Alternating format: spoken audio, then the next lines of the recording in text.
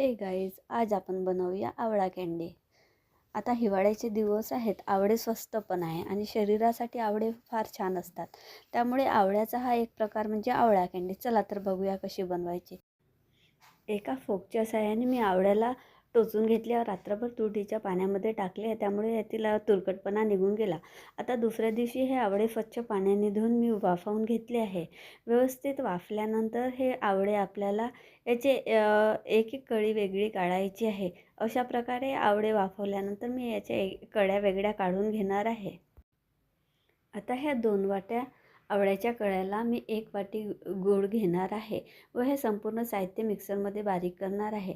मिक्सरमध्ये बारीक केल्यानंतर मी गॅसवर कढई ठेवून हे स्लोवर भाजून घेणार आहे।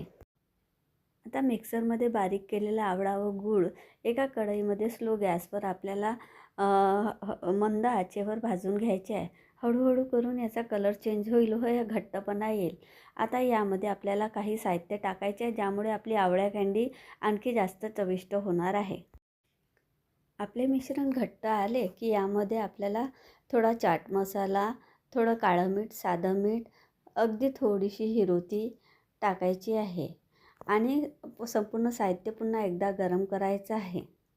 आता यामध्ये 2 चम्मच मकापीठ, 2 चम्मच पाणी टाकून मिक्स करायचे आहे व अर्धा लिंबू पिळून घ्यायचा आहे। अशा प्रकारे पुन्हा एकदा हे संपूर्ण साहित्य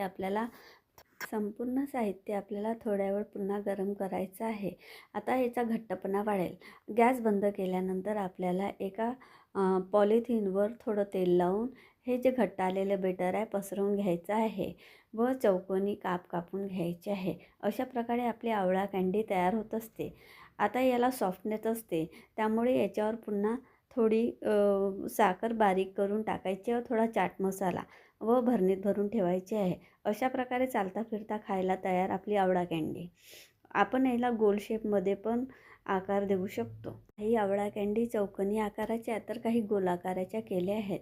अशा प्रकारे याला पिठी साखर टाकून व थोडासा चाट मसाला टाकून ठेवला आहे। अशा प्रकारे आपल्या आवळा कँडी खायला तयार।